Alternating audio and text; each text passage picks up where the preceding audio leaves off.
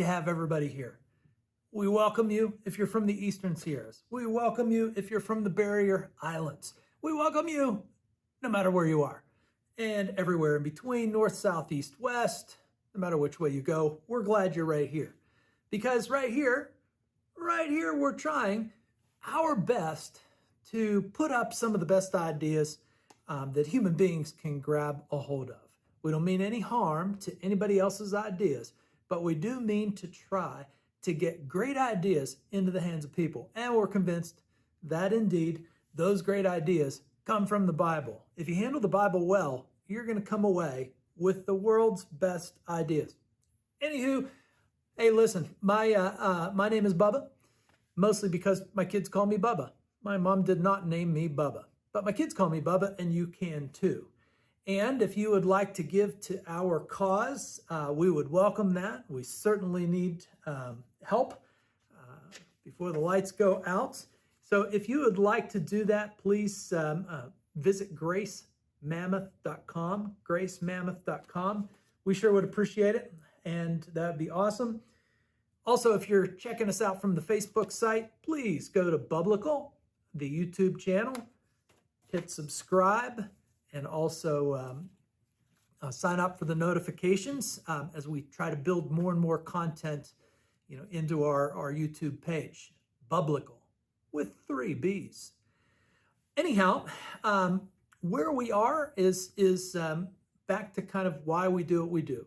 We do believe, as thousands of people, millions of people, I don't know, billions of people? Yeah, billions of people from now for the last 2,000 years have believed that the normal way that God speaks to us is actually through the Bible, and that Christians ought to read from the Bible regularly and be taught from the Bible regularly. And that's what Christians, have been doing for the last 2,000 years. We completely admit that some Christians have gone completely sideways at times, but as a whole, Christians have done a really good job of bringing the gospel of peace to the world in which they live in.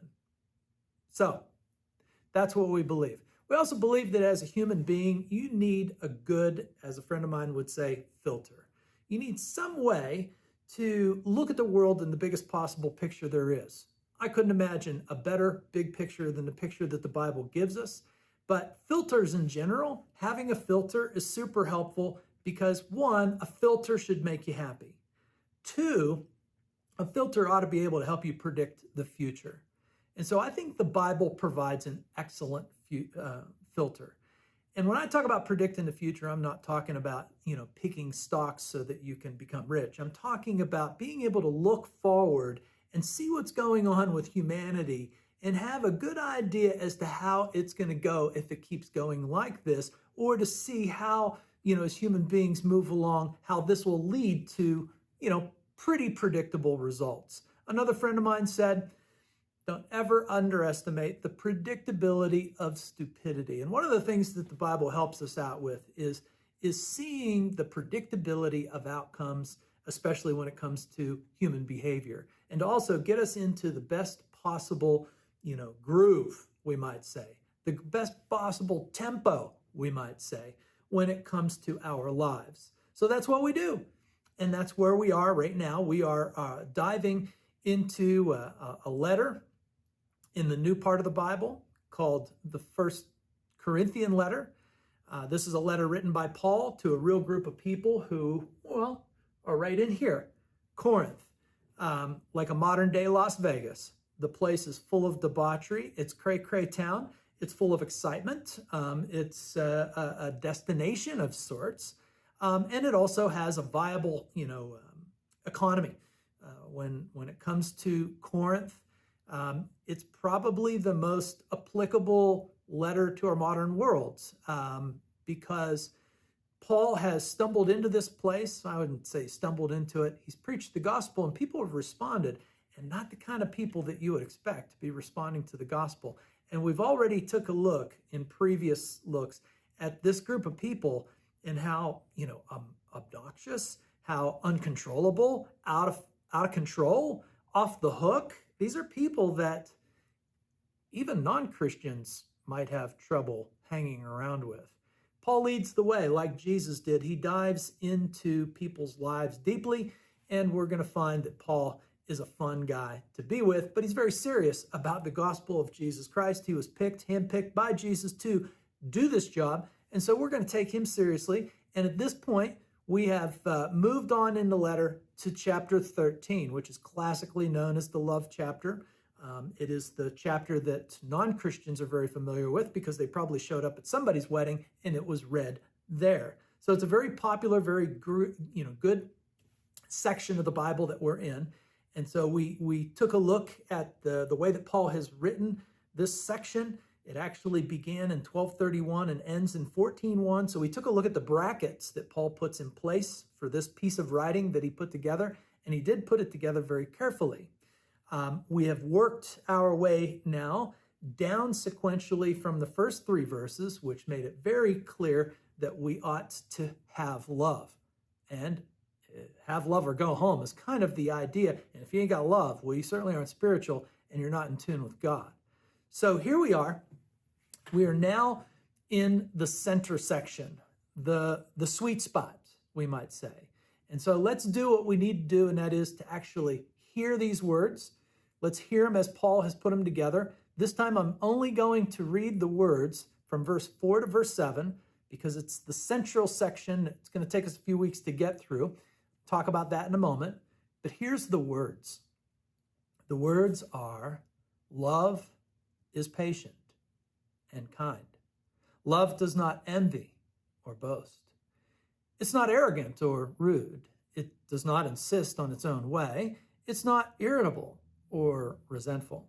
It does not rejoice at wrongdoing, but rejoices with the truth. Love bears all things, believes all things, hopes all things, endures all things. Praise be to God for his words. Before we go into these words any further, let's do what we ought to do when we hear God's words, and that is to pray, to ask for his help. Our Father in heaven, hallowed be your name. Your kingdom come, your will be done on earth as it is in heaven. Give us this day our daily bread. Forgive us our debts as we have forgiven our debtors. And lead us not into temptation, but deliver us from evil. Yes, deliver us from evil. We come here to see Jesus and him only. Amen, amen, amen. All right, so let's, this is on the face of it, a very easy section of the Bible to understand. However, it's absolutely loaded. And, well, when we talk about it being loaded, there's an awful lot to talk about here. Even though there's just a short amount of words, there's so much to talk about. So it's going to take us a few weeks to get through this. And where this falls into play, if we kind of remember our outline, we looked at the brackets. Love is the highway. Paul makes that point coming in and out of this section. So we looked at these two. And then last week we looked at love and the spiritual. This week we're looking at love defined. And next week we'll look at love and the spiritual again. So we're actually in the center of this section. And the center of this section is all about defining love. So once again, the word that Paul uses and the New Testament uses is the word agape. It's a strange word to the Greek. It's a Greek word, but it's a strange word to the Greek because it does not get used as often as, well, 2 other popular words. The 2 other popular words for love is eros and phileo.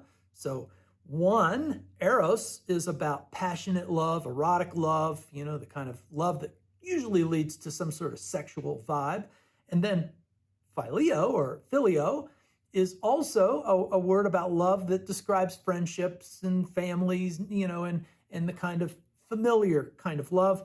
And then this little word agape, it is in the Greek language, but it's rarely used even by the Greeks. And it simply means to be inclined towards.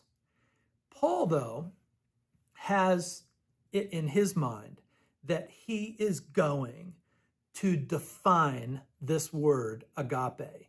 he is going to put meaning into this word that all Christians need to use as the definition, the biblical definition of love. Okay, so that's what's going on. He is defining the word. And it's interesting, right? That defining things, it's kind of risky business. It's also forgotten business. Oftentimes we say things and we really don't take the time to define what we mean. Paul is not going to pass up the moment to make sure that you understand what biblical love actually is. And so he is going to give you a definition. So that's where we're at. Love defined. And one of the other important concepts in this whole passage is to wrap your mind around the fact that this was not written for weddings. It's wonderful to use for weddings, and it's certainly not for the girls. And so the men have a bad habit of seeing a passage that would be used in weddings as something for the girls to plan. It seems like a feminine thing to talk about love, and it's usually the subject of supposedly the girls' talk, but Paul will have absolutely none of that. The fact is, you got to man up. You got to man up on the topic of love. You got to have love or go home. If you don't get love, you're starting to leave your own humanity behind. And God is in the business of helping you to be the human that he designed, that he wanted you to be. And love is absolutely central to this thing. So these words that I just read, even though it took us hardly any time to work through them, these words that Paul uses demand that we go slow. In fact, I'll borrow a phrase from a fun song. We're going to say, slow and grow, that is the tempo. We're going to go slow so that we can grow, and that's the tempo, if you know what I'm saying. There's absolutely too much to talk about here, so we are going to just look at the outside brackets. We're just going to look at the words love is patient and kind. And then we're going to skip to the very bottom and we're going to talk about the words endures all things. Now, we don't have to look at it this way. It's just that I think there's something going on here with the way that Paul starts this and he ends this.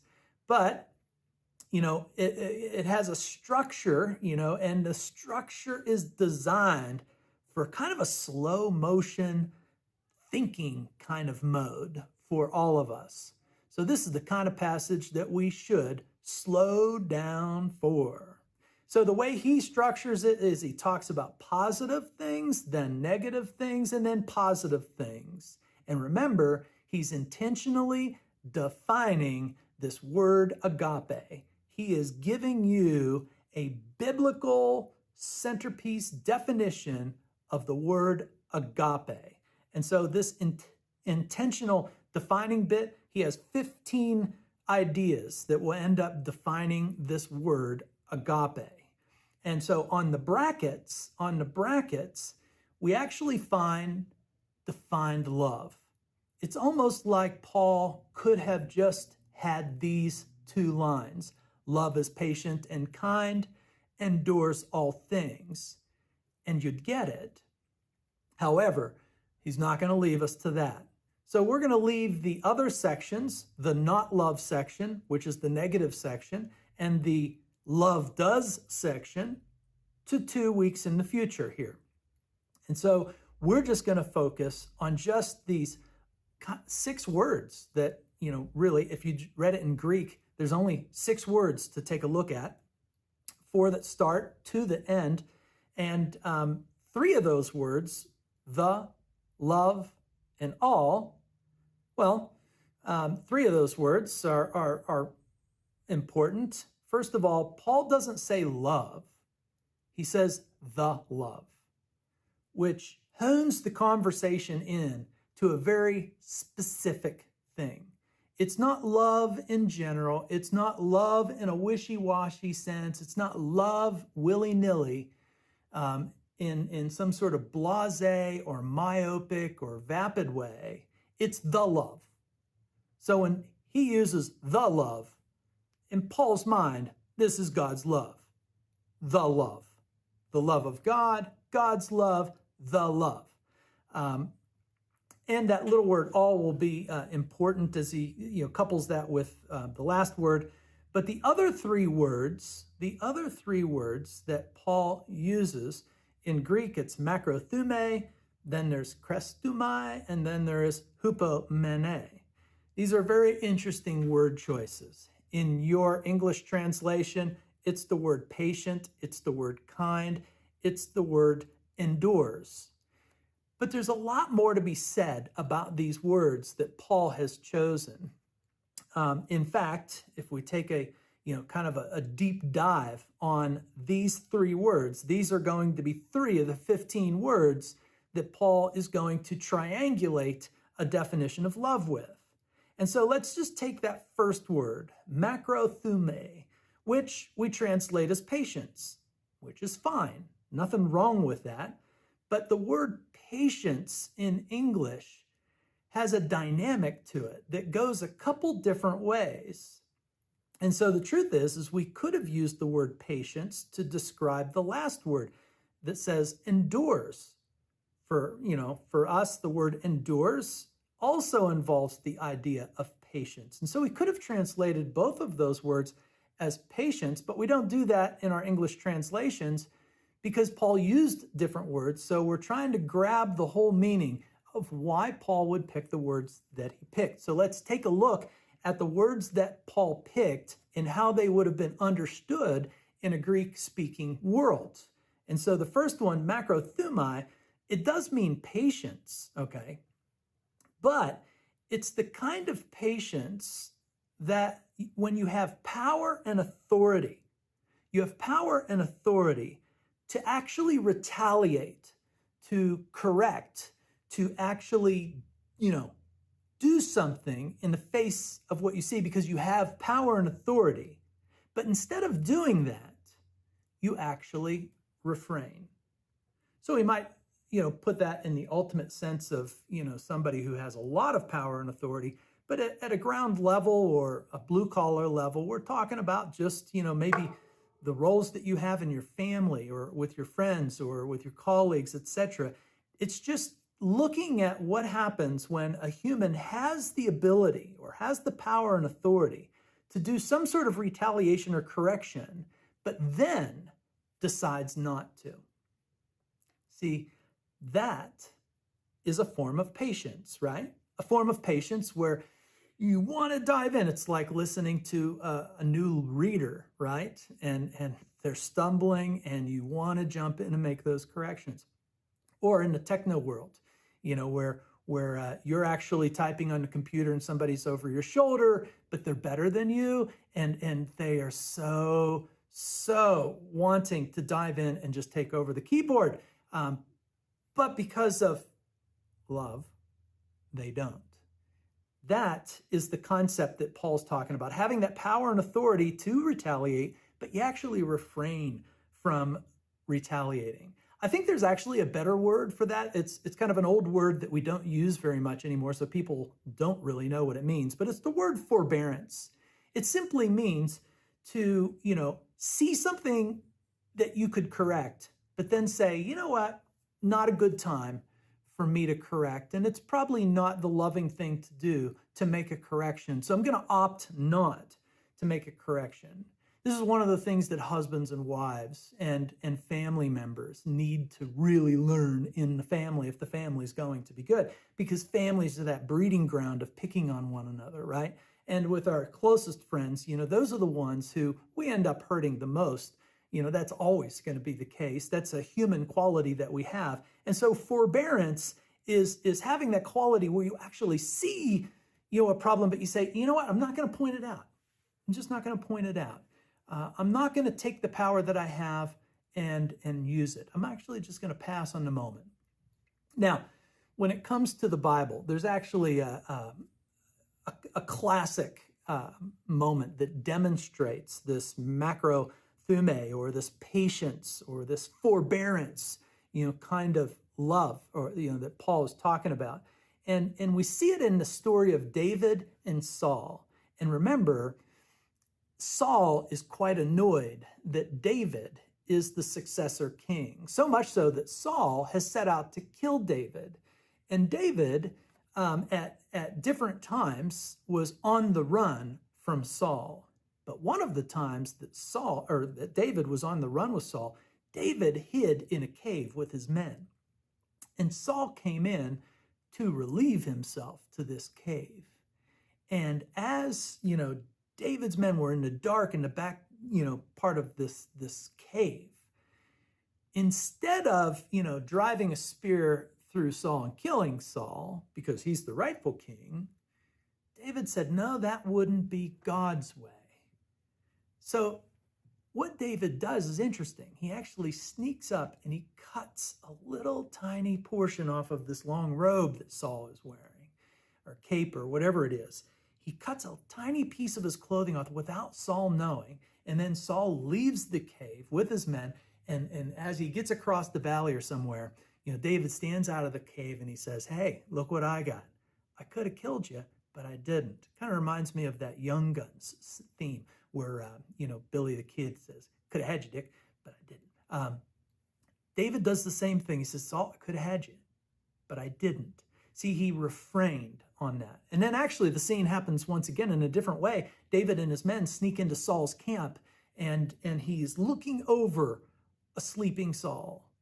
And he actually takes some of his stuff, and he waits till morning, and he goes far away across the way, and he calls back, and he holds the stuff that he stole from Saul up, and he says, I could have had you. I could have had you, but I didn't. So it's that kind of patience that's about having the ability to make a correction or to retaliate or do something, but you decide, no, I'm not going to. It's taking the high road. It's taking the highway. But there's another side of patience that's not that. And the other side of patience is the intentional word that Paul has used, hupomene. Hupomene, we use the word endure, okay? And that's a good word, endure. But it's when power and authority inflict, but the afflicted don't retaliate. So this is in a whole different mindset. This is when power and authority are inflicting something or other, but the afflicted decides not to retaliate and not to do something about it. That's powerful. But it's another side. It's a difference. It's a whole different angle. And so in Greek, Paul, very successfully captures both momentums. Having power and not doing something, but then not having power and not doing something. Both of those are very important. The word hupomeni, endurance is great, but impatience is fine. But maybe the word perseverance is actually a little bit better, or helps us in our English. Perseverance. Perseverance always kind of brings with us the mindset that things are hard, things are difficult, there's a weight, there's a burden on us, and we stick with it, and we stick with it because we're looking for the change in the future. We're not going to make the change right now. We're not going to exhibit or use our ability to retaliate or do something now. We're going to hold off. It's about patience, it's about endurance, it's about perseverance, and it captures the other side. And so I don't think there's an accidental use of these two words as Paul's entry and his exit as he defines this word love, which leaves us with the middle word, and it's a very simple word. It's the word kind. In Greek, it's the word krestomai, and it's just what it sounds like. It's kind.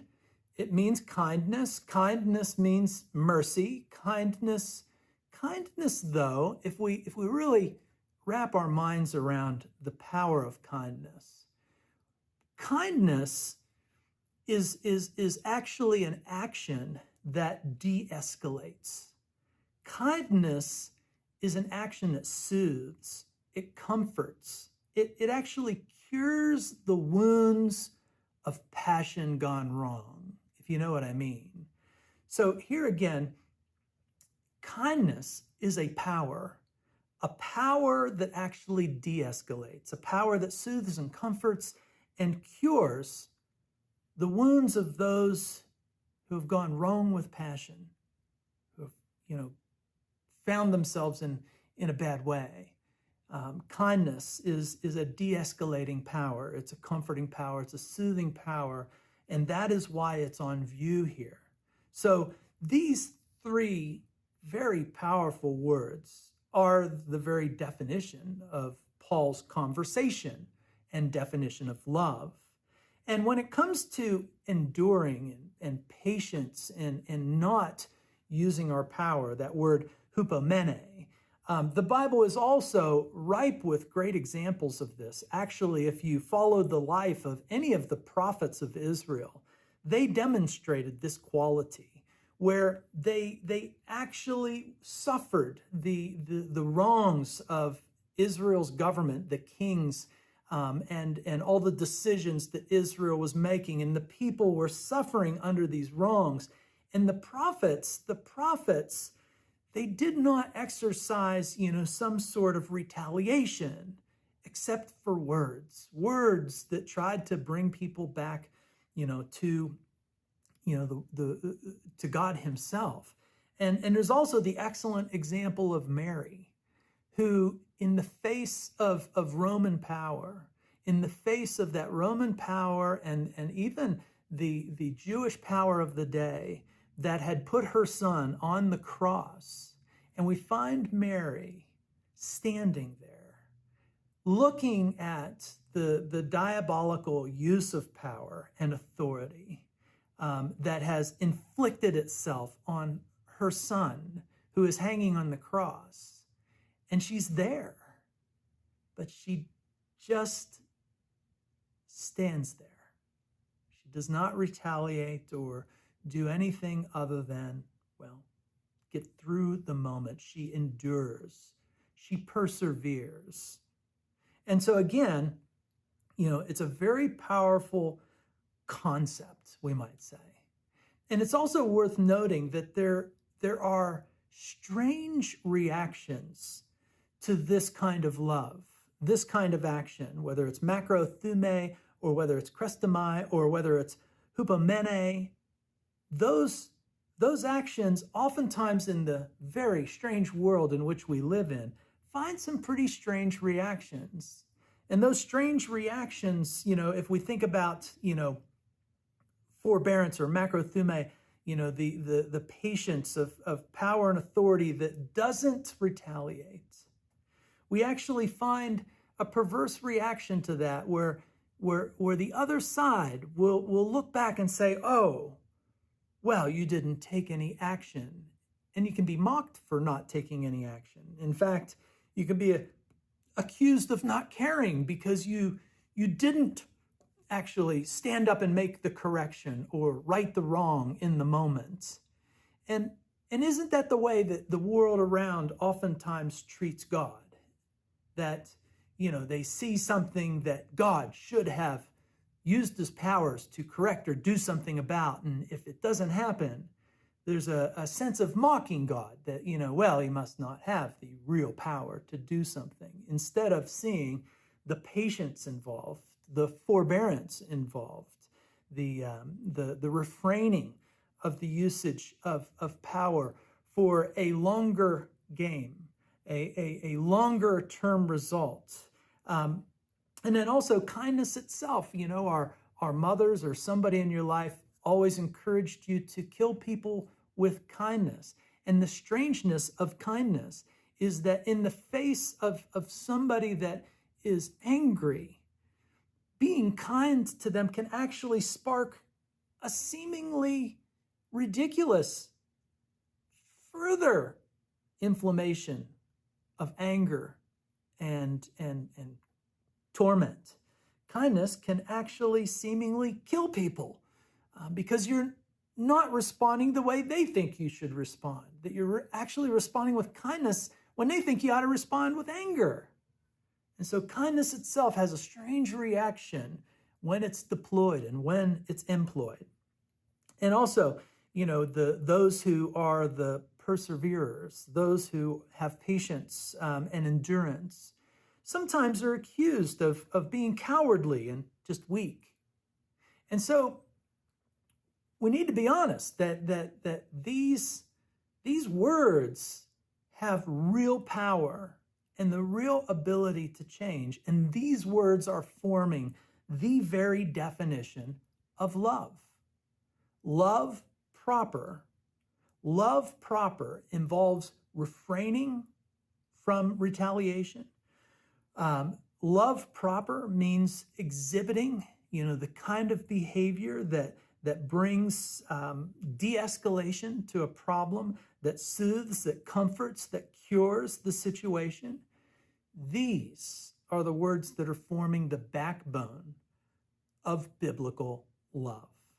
And honestly, this has been the substance of biblical love from the very beginning to the end. Think about it. Think about Adam, right? In the very opening scene of the Bible, when God tells Adam and Eve that surely you will die if you eat of this fruit of this tree. And when they do, if you're a natural reader, you would expect death to come right away. But it doesn't. Instead, God puts clothing on them. He does tell them that death is now a part of life. But it's going to be put out further. It's going to be far removed from them for now. And that is an exercise of patience and love and forbearance and long suffering. And that is clearly demonstrated from the very opening scene of the Bible. And it's the same kind of thing that God continues to demonstrate in the frustrations that the people of God, Israel, continue to demonstrate. He continues to refrain from retaliation way more than he ever allows for a retaliation in any way. And also, if we're talking about Adam, we can't help but to think about the last Adam. The apostles saw Jesus. The apostles saw Jesus as God's last Adam. God, in the flesh of Jesus, took on the qualities of the real Adam that God had intended. And what I mean by that is that Jesus himself stared at the misdirected powers around him that actually put him on a cross, and he didn't retaliate. He didn't inflict power that he could have used.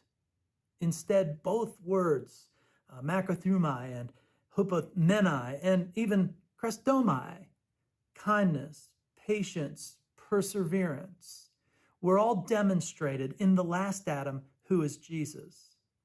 And from a biblical point of view, whether you like it or not, you identify with the first Adam, who, was supposed to bear the image of God and trust and love and just simply, obey, but found themselves not in that loving relationship. And the invitation that Jesus Christ makes to us as God is in the form of a real Adam who does respond with love, the very love that God has been defining all along. And so we are invited into that image. We bear the image of Adam, but we are called to bear the image of Christ. That is the clear picture that the Bible gives us. That is what we are called to, each and every one of us. And I don't know about you, but we live in a world that seems to be moving into a very strange and perverse way of action all along proclaiming love, but having none of these qualities whatsoever built into them. The way that families, are destroyed, the way that friendships are destroyed, the way that communities are destroyed, the way that nations are destroyed is by not deploying this understanding of love. And God himself, in Jesus Christ, is the perfect display. And why many in this world reject the need for Christ at all. Because clearly, the way of love that God defines in Jesus Christ is not the way of love that we oftentimes think that we should deploy. And so the definition of love is starting to take on a weight and a significance, and it always is going to be clearly seen in Jesus Christ.